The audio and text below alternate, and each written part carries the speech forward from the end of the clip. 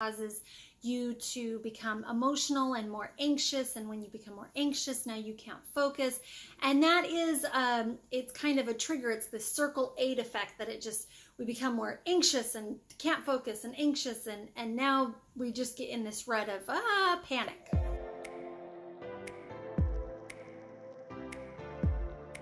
Hey guys, and welcome to today's video. We are talking about the third part of ADHD. So the first part, if you have already watched, it is more about diet and your personality type. The second part is if you've had a head trauma or a brain injury, and that could also be affecting it as well, and how to work on that. Now the third part is, let's say none of those things are helping. You've taken out sugar, you've taken out dairy, you've taken out all these things. You haven't hit your head, you haven't had anything that could cause the symptoms, you just have always had this. This has always been the way that your brain has responded and acted in situations of trying to learn and focus. So with that, we're going to use the 5-step method to actually start to reprogram your brain so that it can start to focus and concentrate in the areas that you need it to actually work in your life.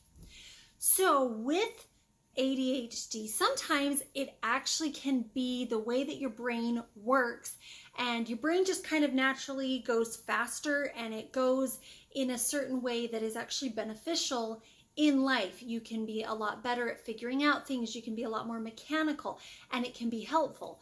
Where it's not helpful is if you're trying to be in school or you're trying to learn something and to actually focus on it.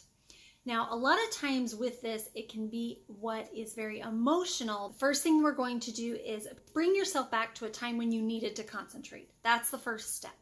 You're going to be very specific.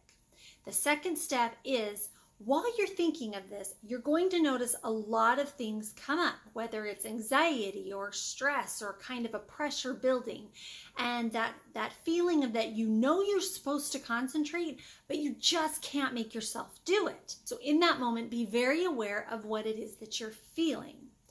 Now that you're aware of it, maybe notice about things that come up, like when's the first time you noticed this, or maybe which situations are the worst, and that's going to help you get an idea of what is triggering these moments or these times when it becomes really bad.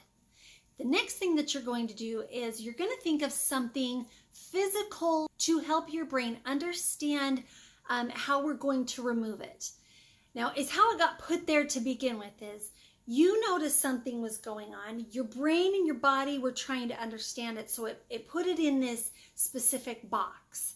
And so now every time that happens, your body goes, oh, this is what happens, and because this is what happens, now I'm going to do this, and this is the result. I can't concentrate. So because of that, we're going to remove the very first part of that. So one way I think of it is, there's a lot of pressure building, and I just need the pressure to release somehow. So you can think of like a teapot where you take off the top and all the steam comes billowing out. Another one you can think of is letting it go down a really yucky, dirty drain, and you're just letting all this gunk kind of wash down the drain. And just think of every time that you have a stressful situation, it's like strengthening that, and you're putting a clip right on that rod. So all you're going to do is maybe you think of unclipping it, and you just unclip more and you unclip more. There is no wrong way to do this.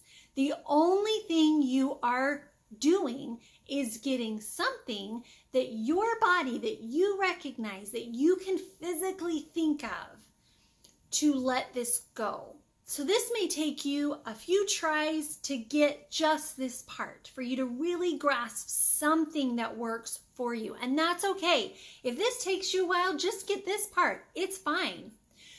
After you have that, the next thing that you're going to do while you're visualizing, so as an example, we have all these balloons that we're holding onto, or they're stuck onto us in a way, and we're just going to cut the cord every time we want to let something go.